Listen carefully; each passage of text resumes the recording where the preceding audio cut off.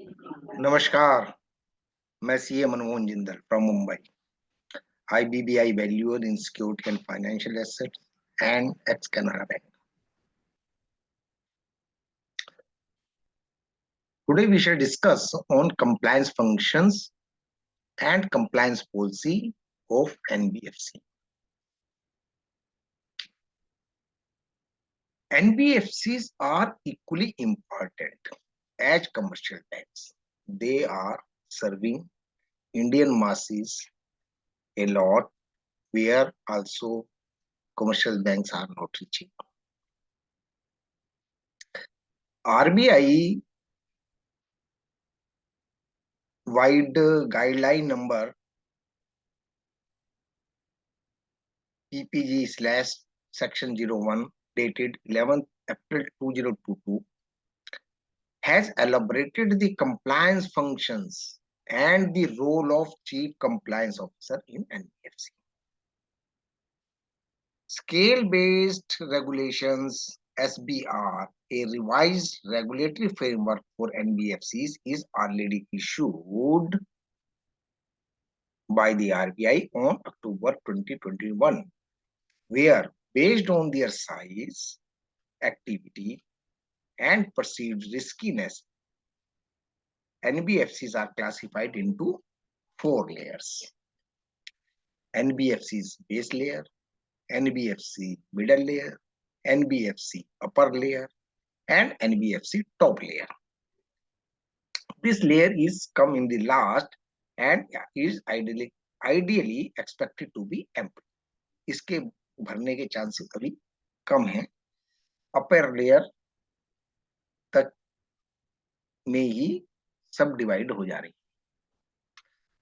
So non-banking financial companies in the upper layer and middle layer would be required to have an independent compliance function and a chief compliance officer. Means these two, middle layer and upper layer.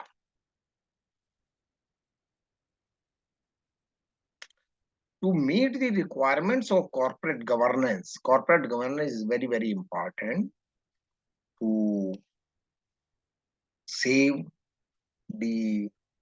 from the PMLA, from dirty money, etc., etc.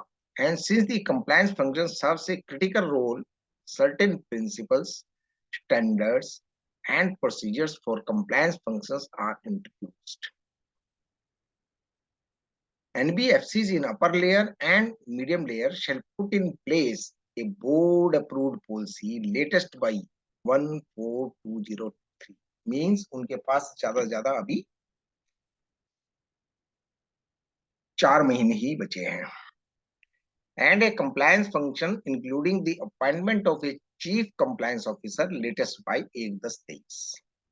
इसमें थोड़ा time है.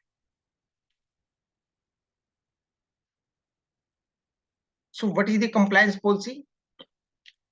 The NBFC shall lay down a board approved compliance policy, clearly spelling out its compliance philosophy. उसकी compliance philosophy कैसी रहेगी, expectation on compliance culture, structure, and role of the compliance function, the role of CCO, and process of identifying, assessing, monitoring, managing, and reporting of compliance risk.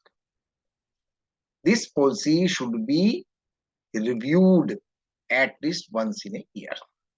So first of all, they have to frame out a board approved compliance policy and the appointment of a CCO. Broadly, the policy shall ensure to cover the following aspects. ये aspects minimum है, maximum firm to firm हो सकते हैं, company to company हो सकते हैं. Measure to ensure independence of the compliance function and its rights to freely disclose findings and views to senior management, board, and board committee. Focus on various regulatory and statutory compliance requirements. Monitoring mechanism for compliance testing procedure. reporting requirements, including compliance risk assessment, change in risk profile, etc., to the senior management and to the board or the board committee. The authority of compliance function to have access to information, a mechanism for dissemination and information on regulatory prescriptions and guidelines among staff, and periodic updating of the operational manuals. Staff के लिए क्या guidance रहेंगी, उनका updation कैसे होगा और उसका क्या मैकेनिज्म है, और कोई रिस्क है तो उसको मिटिगेशन का क्या उपाय है. The approval process for all the new processes and products by the compliance department prior to their introduction. So, thank you very much. Rest part of this video, of this material, of this information will be shared in the next video. Thank you very much.